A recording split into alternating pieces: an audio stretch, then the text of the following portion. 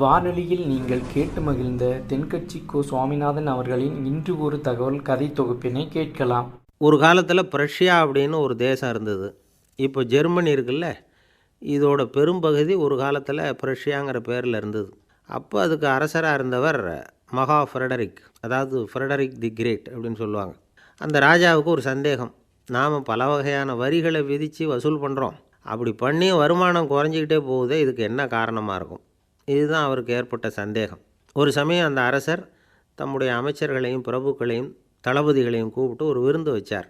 விருந்து முடிஞ்சதும் அவங்கள பார்த்து இந்த சந்தேகத்தை கேட்டார்.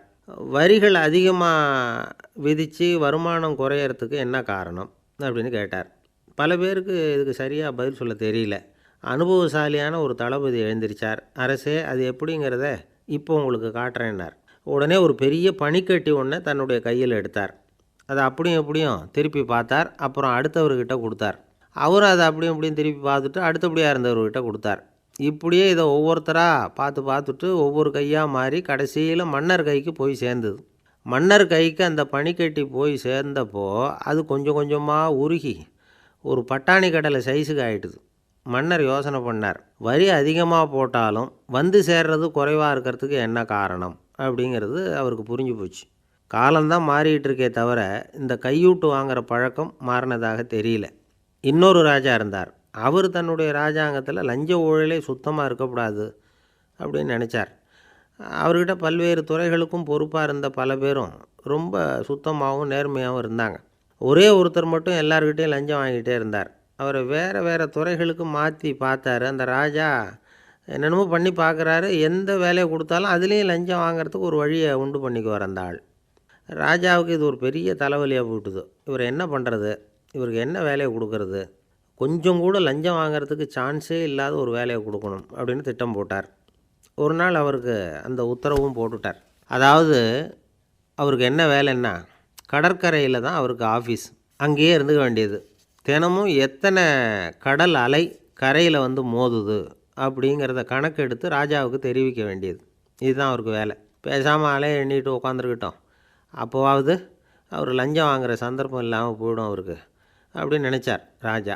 இந்த ஆள் கடற்கரைக்கு போய் டியூட்டியில் ஜாயின் பண்ணிக்கிட்டார். ஒரே மாதத்தில் அங்கே சொந்தமாக ஒரு பிரம்மாண்டமான மாளிகை கட்டிவிட்டார். ராஜாவுக்கு இது பெரிய ஆச்சரியமாக போச்சு. அலையை என்ற வேலையில் அந்த ஆள் எப்படி பணம் சம்பாதிச்சார் அப்படின்னு விசாரித்து பார்த்தார் அக்கம் பக்கத்தில். அந்த ஆள் என்ன பண்ணியிருக்கிறாருன்னா, கடற்கரையில் போய் பொறுப்பை ஏற்றுக்கிட்ட உடனே அங்கே இருந்த மீனவர்கள்கிட்ட எல்லாம் இந்த கரையில் வந்து ஒரு நாளில் வந்து மோதுகிற அலைகள் எத்தனை அப்படின்னு கேட்டிருக்காரு. அது எப்படிங்க தெரியும்னு இருக்காங்க அவங்க. தினமும் அந்த எண்ணிக்கை தெரியணும். நம்ம ராஜாவுக்கு தினமும் அறிக்கை அனுப்பணும், டெய்லி ரிப்போர்ட்டு.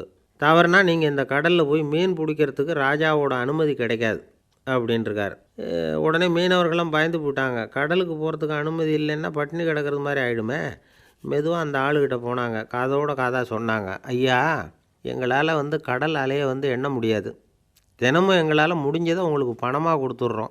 நீங்கள் தான் ராஜாக்கிட்ட சிபாரிசு பண்ணி நாங்கள் தொடர்ந்து மீன் பிடிக்கிறதுக்கு அனுமதி வாங்கி கொடுக்கணும் அப்படின்னு வேண்டிக்கிட்டாங்க. பணம் தினமும் வந்து சேர ஆரம்பிச்சுட்டுது. பதவியில் மற்ற பதவியோட இந்த பதவி எவ்வளவோ மேல் அப்படின்னு நினச்சிட்டான் அந்த ஆள்.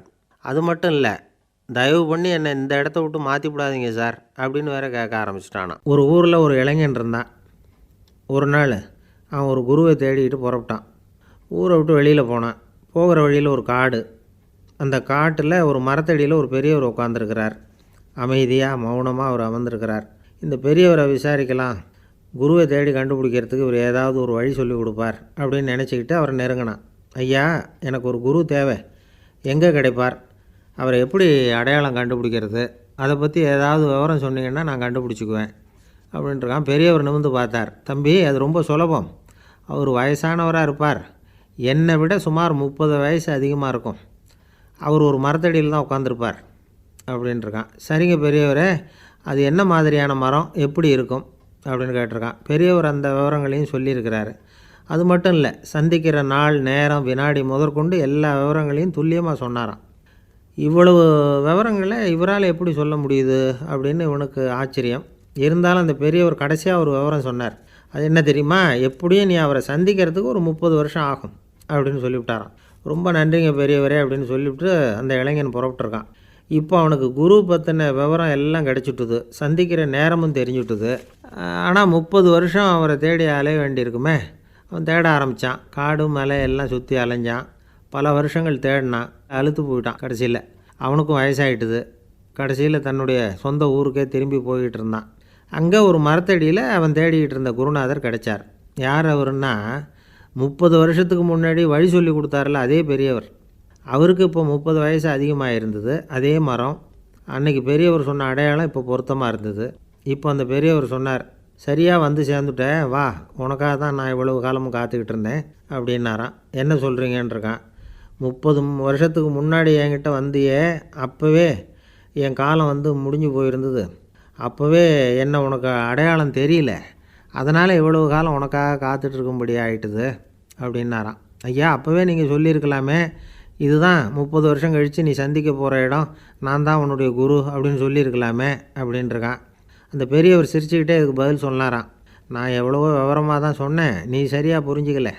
காரணம், அப்போது நீ போதுமான அளவுக்கு பக்குவம் பெற்றிருக்கவில்லை. அதனால் புரியும் சக்தி இல்லாமல் போயிட்டுது. அப்போது 30 ஆண்டு காலம் நீ அலைஞ்சி தெரிஞ்சிருக்கிற, அது காரணமாக இப்போ உனக்கு அந்த பக்குவம் வந்துட்டுது. அதனால தான் அடையாளம் காண முடிஞ்சுது, நானே உன்னுடைய குரு அப்படின்னாராம். இதிலேருந்து என்ன தெரியுதுன்னா, ஆன்மீகத்தில் மாணவனாக சேர்றதுக்கு கூட ஒரு பக்குவத்தன்மை தேவைப்படுது. ஒரு பெரிய ஞானி, அவர்கிட்ட சீடனாக இருக்க ஒருத்தன் வந்தான், எதிரில் நின்னான். ஞானி அவனை வெகு நேரம் உற்று பார்த்தார். அப்புறம் சொன்னார், சீடனாக இருக்கிறது ரொம்ப சிரமம்னார். நான் தயாராக இருக்கிறேன்னா. அது இன்னமும் சிரமமாச்சே, இங்கே வந்து குருவாக இருக்கிறது மட்டுமே சுலபம் அப்படின்னாராம். அப்படின்னா நான் குருவாகவே ஆகிடுறேன் அப்படின்னானா.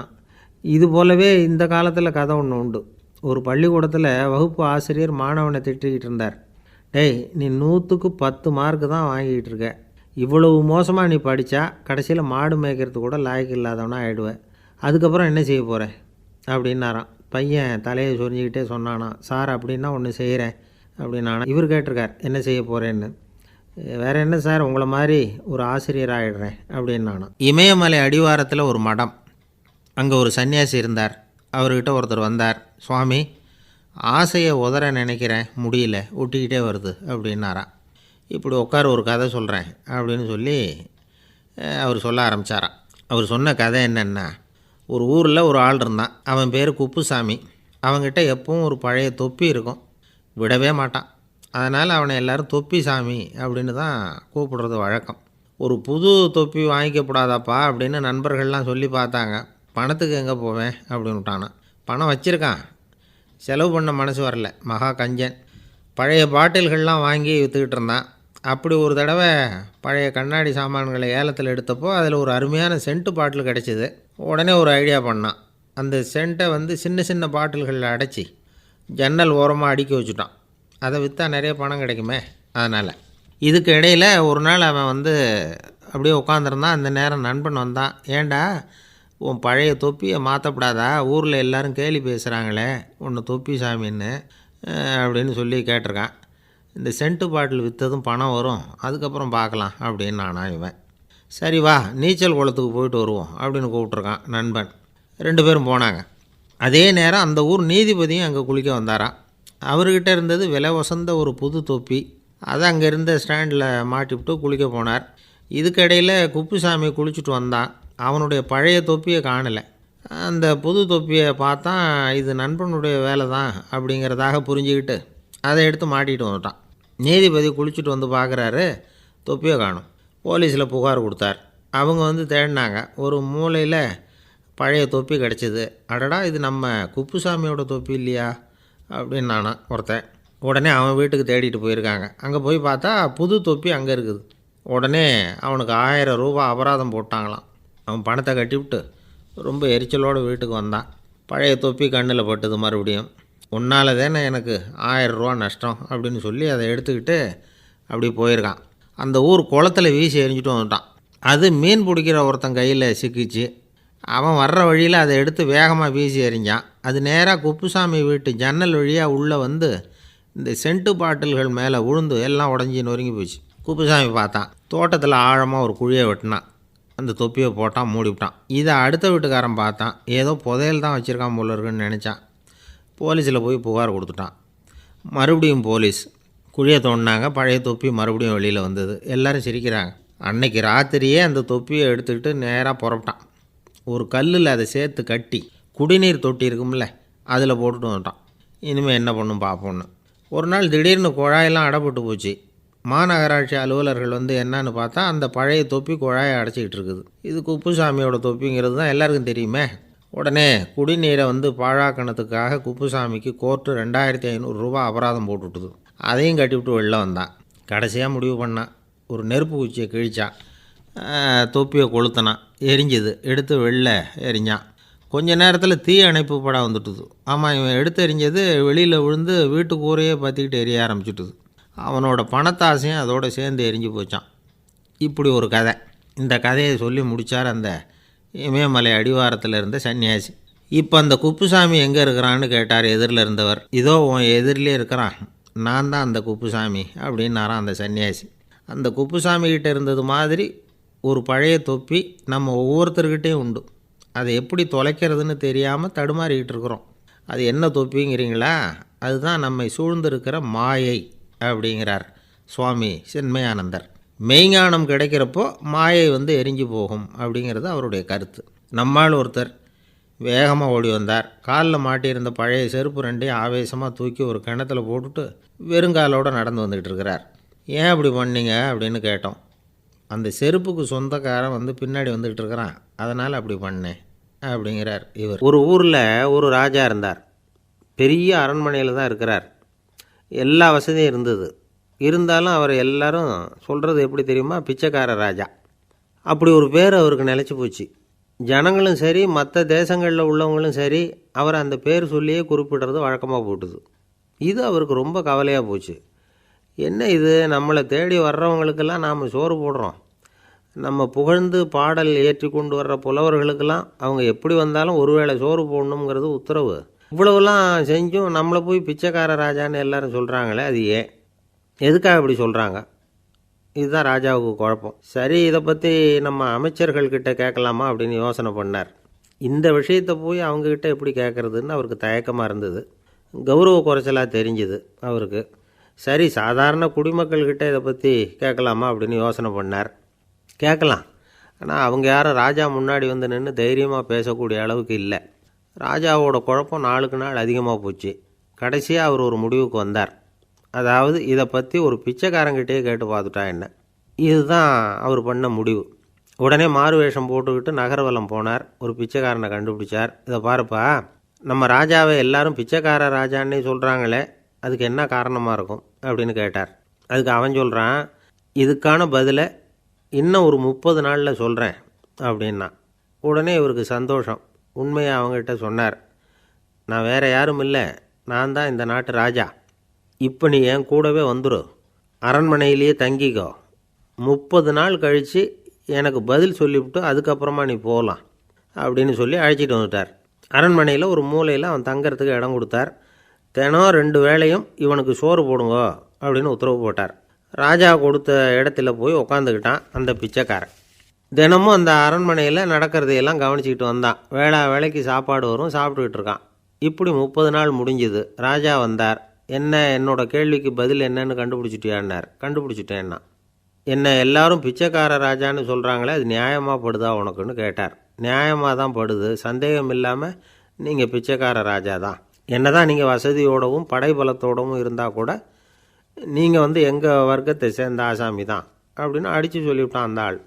ஏனால் அப்படி சொல்கிறேன்னு கேட்டார் இவர். அரசே, ஒரு உண்மையை கண்டுபிடிச்சி சொல்கிறதா நான் உங்ககிட்ட சொன்னேன். நீங்கள் ராஜ பரம்பரைன்னா உடனே உங்கள் கழுத்தில் கிடக்கிற முத்து மாலையை கழட்டி பரிசாக கொடுத்துருப்பீங்க, பொன்னையும் மணியையும் கொடுத்துருப்பீங்க. ஆனால் நீங்கள் அப்படி செய்யலை. என்னை ஒரு மூலையில் உட்கார வச்சு 2 வேளை சோறு போட சொன்னீங்க. உங்களை தேடி யார் வந்தாலும், யார் வந்து பாராட்டி பேசினாலும் அல்லது பிரச்சனைகளை சொன்னாலும் நீங்கள் செய்கிற ஒரே காரியம் சோறு போடுறது தான். பிச்சைக்காரனுக்கு சோறு மட்டும்தான் உலகம். உங்கள் விஷயத்துலேயும் நீங்கள் அப்படி தான் நினைக்கிறதாக தெரியுது. நல்லா கவனிங்க. எந்த ஒரு பிரச்சனைக்கும் சோறு தான் முடிவுன்னு நினைக்கிறீங்க பாருங்கள். நீங்கள் சந்தேகமில்லாத எங்களை சேர்ந்த ஆள் தான் அப்படின்னு விட்டான் அந்த பிச்சைக்காரன். அதுக்கப்புறம் தான் அந்த ராஜா தன்னுடைய தவறுகளையெல்லாம் திருத்திக்கிட்டாராம். பசின்னு வர்றவங்களுக்கு சோறு தான் போடணும், அது தப்பு இல்லை. பாராட்ட வர்றவங்களுக்கெல்லாம் சோத்தையே போட்டு அனுப்புனா இப்படி தான் பேர் வரும். எனக்கு தெரிஞ்ச ஒருத்தர் தினமும் யாராவது ஒருத்தரை தன் வீட்டுக்கு அழைச்சிட்டு போவார், சாப்பாடு போட்டு அனுப்புவார். முன்னறிவிப்பு இல்லாமல் திடீர்னு ஒரு விருந்தாளியோடு வீட்டில் போய் இவர் நிற்கிறது வழக்கம்.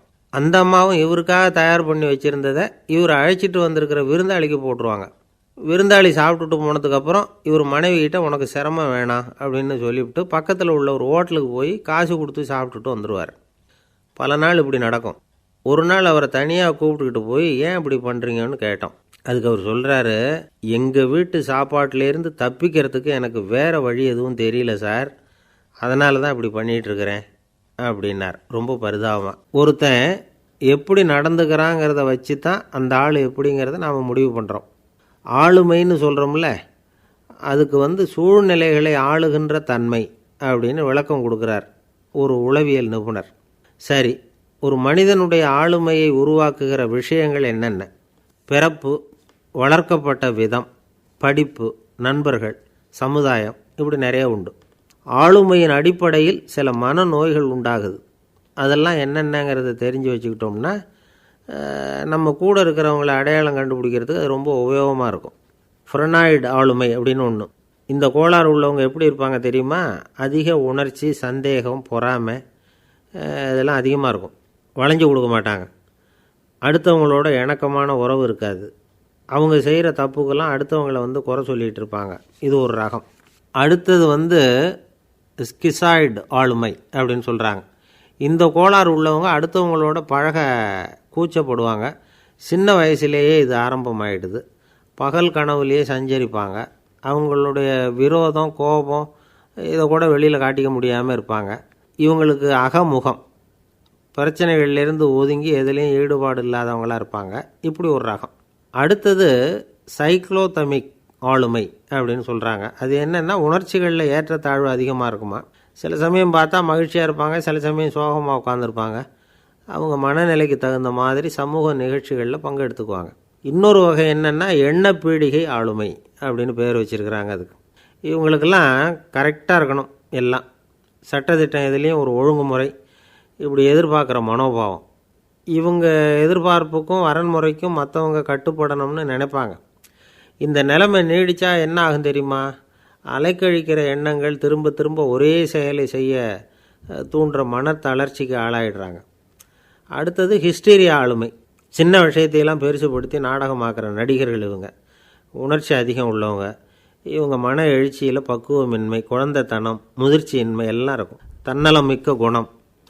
பிறர் தன்னை மட்டுமே கவனிக்கணும்னு நினச்சி செயல்படுறது, இதெல்லாம் இவங்க அடையாளம். அடுத்த ரகம் எப்படின்னா வளர்ச்சியற்ற ஆளுமைன்னு சொல்கிறாங்க. அடுத்தவங்களோட இணங்கி போக முடியாதவங்க, அறிவு, மன எழுச்சி, சமூக உறவு இதில் எல்லாம் போதுமான வளர்ச்சியையும் நிறைவையும் பெற முடியாதவங்க. இவங்களால் வாழ்க்கையில் முன்னேற முடியாது. பிச்சைக்காரங்க, குற்றவாளிகள், இவங்ககிட்டெல்லாம் இது மாதிரியான ஆளுமை அதிகமாக இருக்குமா. அடுத்தது என்னென்னா சோர்வுடைய ஆளுமை. எதுலேயும் உற்சாகம் இல்லாமல் சோர்ந்து போயிருப்பாங்க. அதுக்கெல்லாம் நமக்கு வலிமை இல்லைப்பா அப்படின்னு சொல்லிகிட்டு இருப்பாங்க. சின்ன விஷயங்களுக்கெல்லாம் அதிர்ச்சி அடையிறது, வாழ்வின் சுவையை அனுபவிக்க முடியாதவங்க. இன்னொரு ரகம் இது கொதித்தெழும் ஆளுமைங்கிறாங்க. எதுக்கு எடுத்தாலும் ஆத்திரம், குரோதம், வன் செயல் இதிலெல்லாம் ஈடுபாடு, இப்படி உள்ளவங்க. நத்தை வகை ஆளுமை அப்படின்னு ஒன்று. அடுத்தவங்க மேலே விரோதம் இருக்கும், அடிக்கணுங்கிற எண்ணம் இருக்கும். ஆனால் அதை அப்படியே வெளியில் காட்டாமல் அதே சமயம் அமைதியான முறையில் வெறுப்பை வெளிக்காட்டுற ரகம். இவங்கெல்லாம் பேசாமல் கம்முன்னு இருந்துக்கிட்டே நினச்சதை நிறைவேற்றிக்கிடுவாங்க. முன்ஜாக்கிரதை ஆளுமை அப்படின்னு ஒரு ரகமாக. பாதுகாப்பின்மை, சந்தேகம், முழுமையின்மை, அறவேக்காட்டுத்தனம் இந்த மனப்போக்கு அதிகமாக இருக்கிறதுனால அகம்பாவம், புடிவாதம், எச்சரிக்கை எல்லாம் அளவுக்கு மீறி இருக்கும். இதுவரைக்கும் நாம் பேசிக்கிட்டு இருந்த ஆளுமை பண்புகள் அளவுக்கு அதிகமாக போயிட்டுதுன்னா ஆளுமை கோளாறுகள் ஏற்படும். அதன் அடிப்படையில் மனவியாதிகள் வருமா. அதனால் இணக்கமான, எல்லாரும் விரும்புகிற இயல்பான ஆளுமையை பெறுவதற்கு நாம் முயற்சி செய்யணும் அப்படிங்கிறது மனோதத்துவ நிபுணர்களுடைய ஆலோசனை. ஒருத்தர் ஒரு மனோதத்துவ டாக்டரை தேடிட்டு வந்தாராம். டாக்டர், எனக்கு மனசில் ஏதோ வியாதி, ஆளுமை கோளாறு, அதாவது எனக்கு சீக்கிரமாக செத்து போனால் தேவையில்லைன்னு தோணுது அப்படின்னாராம். உடனே அந்த டாக்டர், சரி அப்படின்னா இங்கே இருங்க, நான் வைத்தியம் பார்க்குறேன் அப்படின்னாராம். ஆஃபீஸை முடிஞ்சு வீட்டுக்கு போகிற சமயத்தில் ஒருத்தர் கடைக்கு போய் ஸ்வீட் வாங்கினார். சரி, வீட்டுக்கு பிள்ளைங்களுக்கு தான் வாங்கிட்டு போகிறார் அப்படின்னு மற்றவங்க நினச்சாங்க. அவர் அப்படி செய்யலை. அந்த இடத்துலையே பொட்டலத்தை பிரித்தார். திருட மாதிரி அப்படியே சுற்றி ஒரு தரம் பார்த்துக்கிட்டார். யாரும் தெரிஞ்சவங்க இல்லைங்கிறத முடிவு பண்ணிவிட்டு அவசரமாக அதை அப்படியே போட்டு முழுகிவிட்டு கையை தொடச்சிக்கிட்டு நல்ல பிள்ளை மாதிரி நடந்து போக ஆரம்பிச்சிட்டார். அவர் யாருன்னா, அவரோட பிரச்சனை எல்லாருக்கும் தெரியாது, சில பேருக்கு தான் தெரியும்.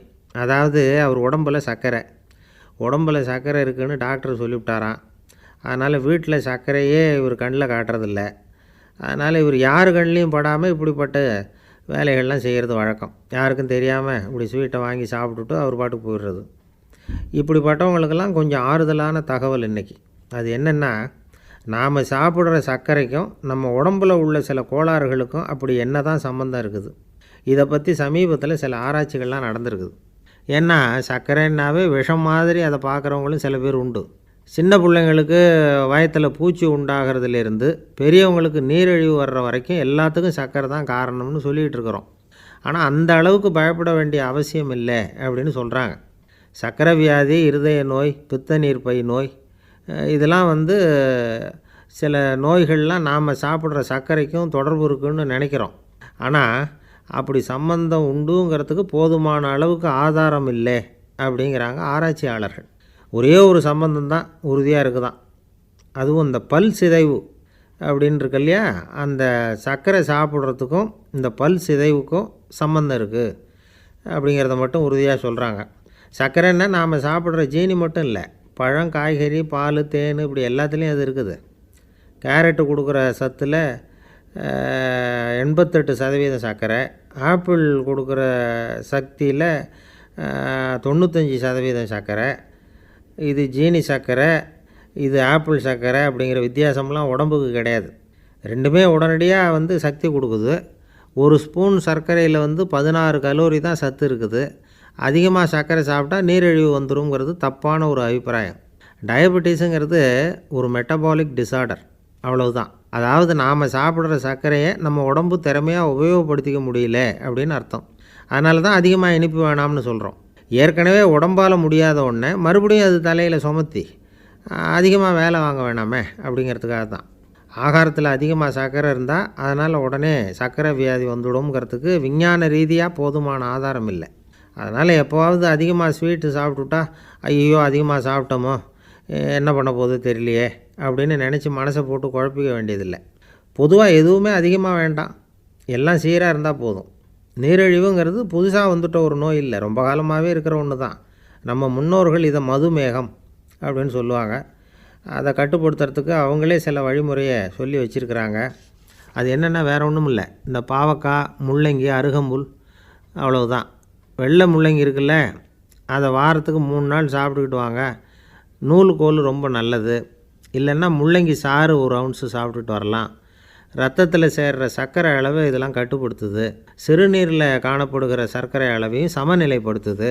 தினமும் ஆகாரத்தில் கோதுமை, கேழ்வரகு, வெந்தயம், கருவேப்பிலை, சோயாபீன்ஸ் எது கிடைக்குதோ சேர்த்துக்கலாம். இப்படிலாம் செஞ்சுக்கிட்டு வந்தால் அப்புறம் வீட்டுக்கு தெரியாமல் கடையில் போய் நின்றுக்கிட்டு ஸ்வீட் வாங்கி திருட்டுத்தனமாக சாப்பிட வேண்டிய அவசியமே உங்களுக்கு வராது. 2 ஆசாமிகள் கடற்கரையில் உட்காந்து சாவகாசமாக பேசிக்கிட்டு இருந்தாங்களாம். ஒருத்தர் சொன்னார், இன்னொருத்தருக்கு தெரியாமல் ஸ்வீட்டு சாப்பிட்றதே எப்பவும் இடைஞ்சல் தான் சார். நேற்றுக்கு பாருங்கள் அப்படி தான் சாப்பிட்டுக்கிட்டு இருந்தேன், வீட்டுக்காரி கண்ணில் போட்டுவிட்டுதோ, அதுக்கப்புறம் ஒரே ரகலையாக போச்சு அப்படின்னாராம். எனக்கு கூட அப்படி தான் சார் ஆகிட்டுது, ஒரே ரகலை அப்படின்னாராம் இன்னொருத்தர். நீங்கள் சாப்பிட்டதும் உங்கள் வீட்டுக்காரங்க கண்ணில் போட்டுவிட்டுதா சார் அப்படின்னு கேட்டிருக்கார் இவர். அதுக்கு அவர் சொன்னாராம், அப்படி இல்லை சார், கடைக்காரர் கண்ணில் போட்டுவிட்டுதோ, நான் அவருக்கு தெரியாமல் அந்த ஸ்வீட்டை அவர் கடையிலேருந்து எடுத்திருந்தேன் அப்படின்னு விளக்கம் கொடுத்தாராம் இந்த ஆள்.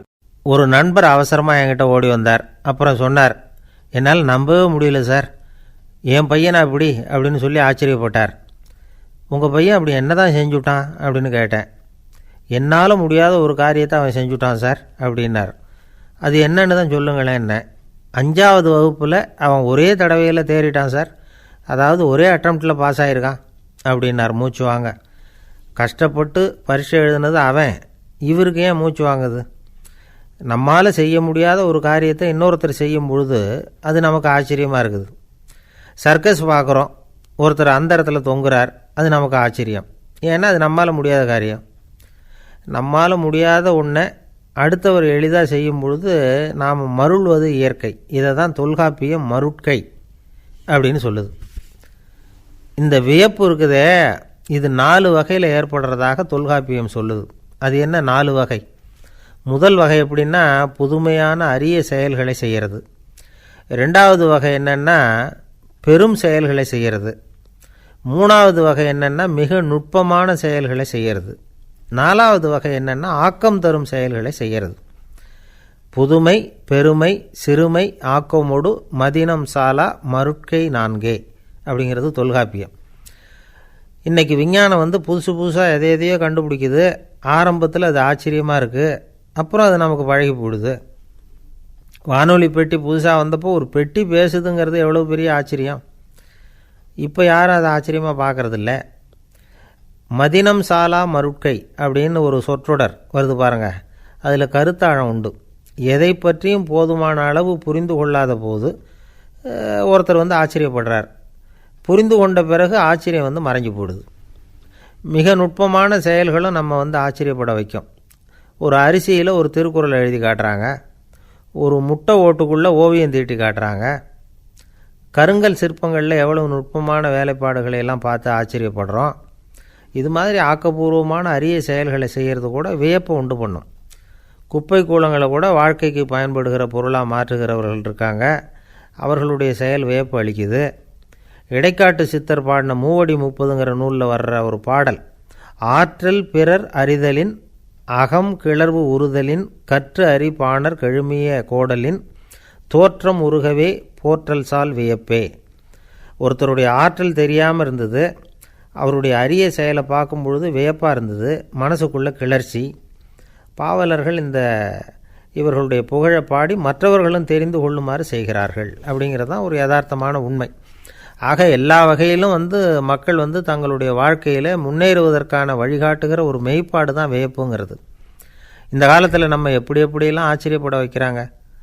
ஒரு ஆளை பிடிச்சி ஜெயிலில் கொண்டு வந்தாங்க. ஜெயில் அதிகாரி அவனை ரொம்ப ஆச்சரியமாக பார்த்தாரான். இவன் கேட்டான், ஏன் சார் அப்படி பார்க்குறீங்க, நான் இப்போ இங்கே வர்றது உங்களுக்கு ஆச்சரியமாக இருக்குதா அப்படின்னு கேட்டிருக்கான்.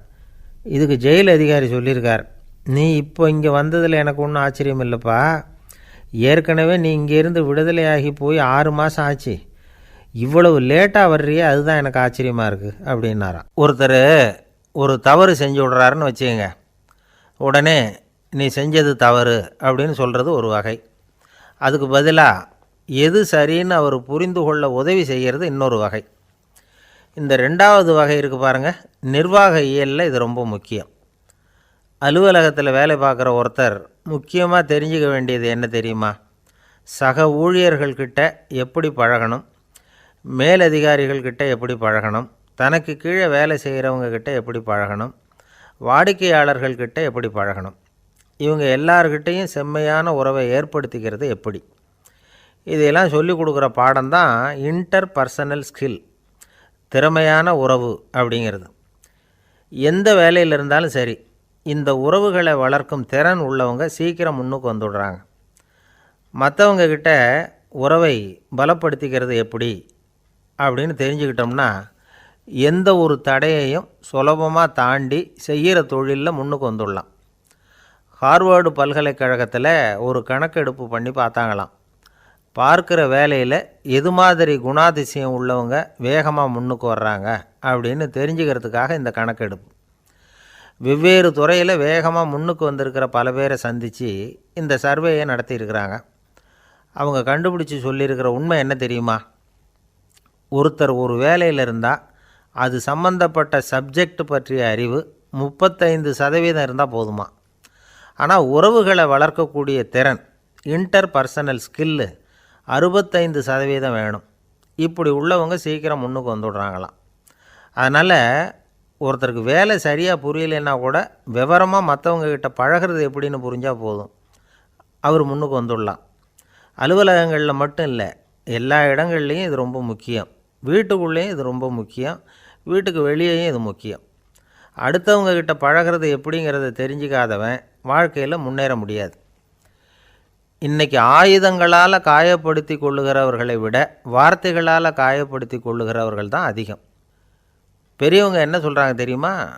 நீங்கள் இந்த பூமியில் பிறந்ததன் அர்த்தம் பூர்த்தி ஆகணும்னா அடுத்தவங்களுக்கு உதவி பண்ணுங்க, அடுத்தவங்களுக்கு உதவி செய்ய முடியாவிட்டால் கூட பரவாயில்லை, ஆனால் யாரையும் புண்படுத்தி விடாதீங்க அப்படின்னு சொல்கிறாங்க. எனக்கு தெரிஞ்ச ஒருத்தர் ஒரு அலுவலகத்தில் வேலை பார்க்குறார். அவர் சொல்லுவார், எனக்கு இந்த இன்டர்பர்சனல் ஸ்கில் ரொம்ப அதிகம் சார். சக ஊழியர்கள்கிட்ட ரொம்ப சுமூகமாக நடந்துக்குவேன். என் கூட வேலை பார்க்குற ஒருத்தருக்கு ஏதாவது ஒரு கஷ்டம்னா அந்த சமயத்தில் அவர் செய்ய வேண்டிய வேலையை நான் செஞ்சுருவேன் சார் அப்படிம்பார். நான் அவர்கிட்ட சமீபத்தில் அப்படி ஏதாவது செஞ்சுருக்கீங்களா அப்படின்னு கேட்டேன். செஞ்சுருக்கேன் சார். போன வாரம் புதன்கிழமை ஆஃபீஸில் என் பக்கத்து சீட்டுக்காரருக்கு வயிற்று வலி. உடனே நான் மெடிக்கல் லீவ் போட்டுவிட்டு எங்கள் வீட்டுக்கு போயிட்டேன் சார் அப்படின்னார். ஒரு ஆசாமி வேகமாக ஓடிக்கிட்டு இருந்தான். ஏன் இப்படி ஓடுறேன்னு கேட்டார் இன்னொருத்தர். அங்கே ஒரு ஆள் அடிபட்டு கிடக்கிறான், அதை பார்த்தேன், உடனே ஓடுறேன்னா. எங்கேன்னு கேட்டார். ஆஸ்பத்திரிக்குன்னா. ஒரு ஆள் அடிபட்டு கிடக்கிறத பார்த்தா உடனடியாக நாம் செய்ய வேண்டியது முதல் உதவி, அதுக்கப்புறம் தான் ஆஸ்பத்திரி. இன்றைக்கி விபத்துங்கிறது சர்வசாதாரணமாக நடந்துக்கிட்டு இருக்குது. வாகன விபத்து, வெடிகுண்டு விபத்து, தீ விபத்து, கட்டடம் சரியறது, பூகம்பம், இப்படி நிறைய நடக்குது. ஒரு விபத்தை பார்த்துட்டா நம்மளில் பல பேர் நமக்கு என்னத்துக்கு வம்புன்னு ஒதுங்கி போயிடுறதும் உண்டு.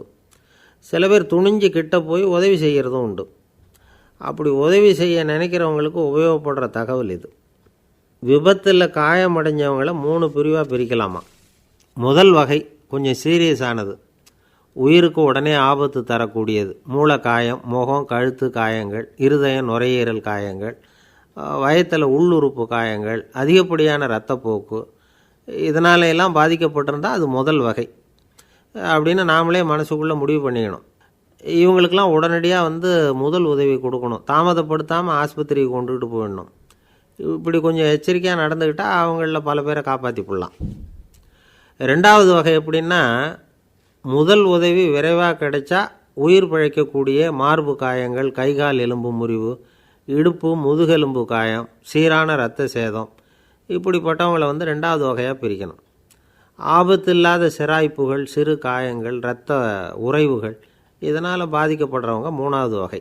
ஒருத்தர் தலையில் அடிபட்டு நினைவு விழுந்துட்டார்னு வச்சுங்க, அவருக்கு வாந்தி வர்றதுனால புறையேறி மூச்சு அடைப்பு உண்டாகும்.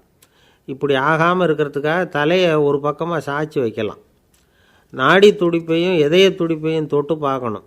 அது குறைஞ்சிருந்தாலும் சரி, நின்று இருந்தாலும் சரி, அவர் மார்பை நிமிஷத்துக்கு 80 தடவை உள்ளங்கையால் அழுத்தி இதய துடிப்பை மீட்கிறதுக்கு உதவி பண்ணணும். கழுத்தில் காயம்பட்டாலும் ஆபத்து அதிகம்.